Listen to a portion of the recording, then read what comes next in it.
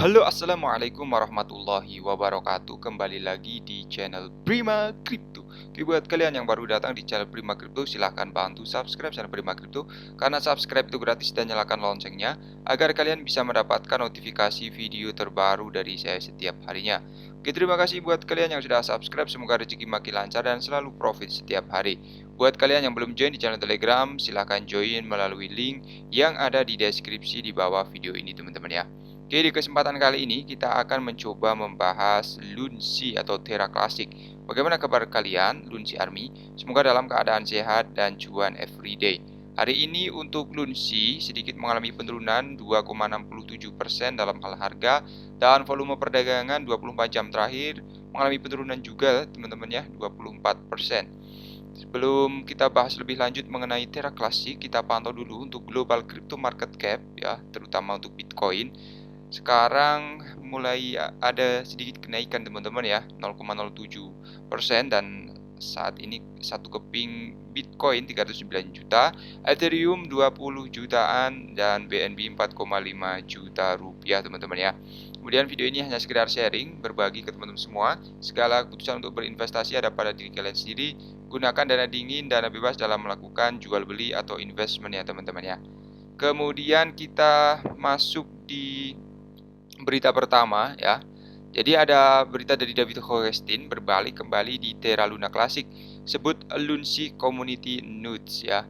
Jadi kurang dari seminggu setelah mengungkapkan kegembiraan atas peta jalan Terra Luna Classic, David Horestin, pendiri media berbalik arah.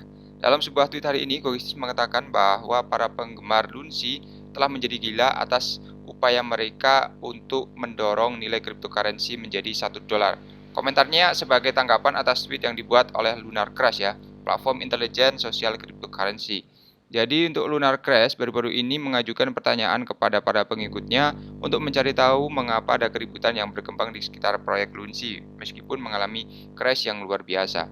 Jadi untuk tanggapan David Gogustin yang mengatakan komunitas Lunsi menjadi gila, menambahkan bahwa mereka bersedia melakukan apa saja untuk melihat kripto mencapai $1. Ya memang karena kerugiannya juga sangat besar ya teman-teman ya. Tapi buat teman-teman semua yang masih rugi ya di Terra Classic ya, tetap bersabar saja, santai saja.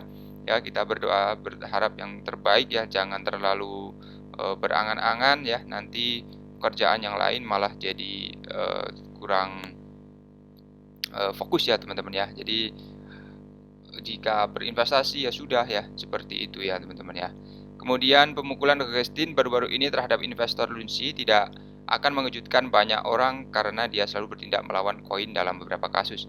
The Crypto Basic melaporkan sebelumnya bahwa Gustin pernah menyebut Lunsi sebagai tiket lotre tanpa utilitas, menambahkan bahwa ia tergoda untuk membeli cryptocurrency. Jadi sebenarnya Gustin ini juga holder ya di Lunsi teman-teman. Sementara itu, para korban keruntuhan ekosistem Terra tidak putus asa untuk menghidupkan kembali Lunsi dan USDC.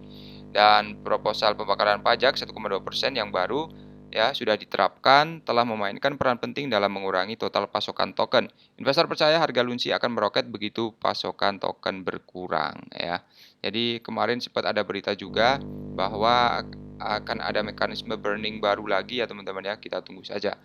Lalu mengenai Do Kwon ya, di sini ada sedikit berita. Jadi pendiri Terra, Do Kwon, menyangkal asetnya dibekukan. Do Kwon Terra menyangkal bahwa laporan media aset cryptocurrency telah dibekukan oleh otoritas Korea Selatan. Di sini untuk Do Kwon mengkonfirmasi ya, membantah bahwa aset cryptocurrency dibekukan oleh otoritas Korea Selatan. Sebelumnya hari ini outlet media Korea Selatan melaporkan bahwa jaksa lokal telah membuka aset cryptocurrency Kwon sekitar $39,6 juta. Bulan lalu, otoritas lokal dilaporkan meminta OKX dan KuCoin dan bursa kripto yang banyak digunakan untuk membukukan aset ini. Kwon terus bersikeras bahwa dia tidak menggunakan platform perdagangan yang disebutkan di atas karena dia tidak punya waktu untuk berdagang, teman-teman.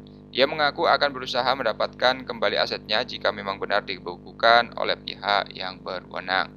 Pengusaha kontroversial itu terus mengoceh tentang politik Korea Selatan, menuduh pemerintah mempersenjatai lembaga negara melawan rakyatnya sendiri. Jadi seperti yang dilansir di YouTube Today, Terraform Labs, perusahaan di balik blockchain Terra, menyatakan bahwa penyelidikan itu bermotif politik ya. Pada akhir September, Interpol mengeluarkan pemberitahuan merah untuk Kwon yang terakhir diduga melarikan diri dari Singapura setelah ditampar dengan surat perintah penangkapan di Korea Selatan. Terraform Labs sejauh ini menolak untuk mengungkapkan lokasi Kwon dengan alasan risiko keamanan fisik. Namun, Kwon tetap menantang karena dia terus menyangkal bahwa dia dalam pelarian membingungkan komunitas cryptocurrency. Lalu bulan lalu juga dia men-tweet bahwa berharap untuk mengklarifikasi fakta. Sejauh ini dia sibuk menyangkal berita negatif tentang dirinya sendiri. Berarti dia masih bisa mengakses internet ya, dan belum ada penangkapan ya teman-teman, kesimpulannya ya. Jadi seperti itu. Apakah si Do Kwon ini akan gebrak lagi market ya, kita tidak tahu ya.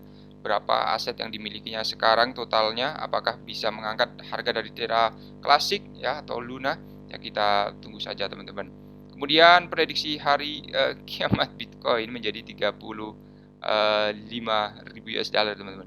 Bitcoin naik di atas 20.000 pada hari Rabu, tetapi mungkin tidak akan bertahan selama BTC berulang kali ditolak pada level ini. BTC telah melayang sekitar 18.000 hingga 20.000 selama hampir 1 bulan dan dapat mengulangi prestasi tersebut pada bulan Oktober. Kemudian pedagang veteran, di sini ada Gareth yang telah berada di pasar saham selama 2 dekade, percaya bahwa masalah BTC belum dimulai. Soloway telah memberikan prediksi harga hari kiamat untuk Bitcoin yang bisa membuat investor masih gelisah. Jika prediksi harga Bitcoin Soloway menjadi kenyataan di masa depan, pasar kripto akan berada dalam kondisi terburuk yang pernah tercatat ya. Pasar bisa terbalik meninggalkan investor tinggi kering tanpa tujuan. Oke, di sini 3.500 US dollar ya teman-teman ya. Dan kita lanjutkan ya di sini. Untuk analis keuangan Greg Soloway memperkirakan dalam sebuah wawancara baru-baru ini bahwa skenario terburuk untuk BTC akan jatuh 3.500 ya. Bitcoin akan mencapai 3.500 katanya pada Gitcoin ya. Alasan dibalik BTC mencapai 3.500 sesuai Soloway adalah pasar kripto tidak pernah menghadapi resesi setelah jatuhnya pasar saham 2008. Pasar berjalan mulus tanpa inflasi dan resesi. PDB Amerika Serikat tetap di sisi positif, tetapi itu tidak terjadi lagi pada tahun 2022. PDB negatif selama 3 kuartal berturut-turut, secara resmi memasuki resesi teknis ya. Jadi kemudian Soloway memperkirakan bahwa jalur ke depan lebih bearish dan Bitcoin siap untuk koreksi ya lebih lanjut. Dan kemungkinan besar saya pikir kuncinya di sini adalah memahami jenis pasar apa yang kita masuki. Ketika Anda berada di pasar beruang, dibutuhkan banyak hal untuk membuat harga naik karena orang takut ya.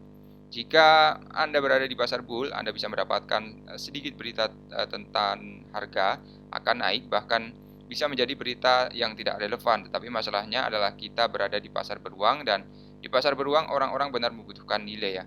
Apakah Bitcoin akan anjlok di 3.500 ya, level sekarang 20.000 adalah permainan yang harus ditunggu dan ditonton oleh investor. Kemudian penurunan 20.000 menjadi 3.500 adalah koreksi 82% teman-teman. Dan terlalu menakutkan untuk menjadi kenyataan karena akan turun 95% dari level tertinggi sepanjang masa di 69.000. Jadi tetap berhati-hati ya teman-teman dalam melakukan investment ya, jangan all in sekali lagi ya. Terima kasih sudah menonton video ini. Share jika video ini dirasa bermanfaat. Sampai jumpa di video selanjutnya. Wassalamualaikum warahmatullahi wabarakatuh. Salam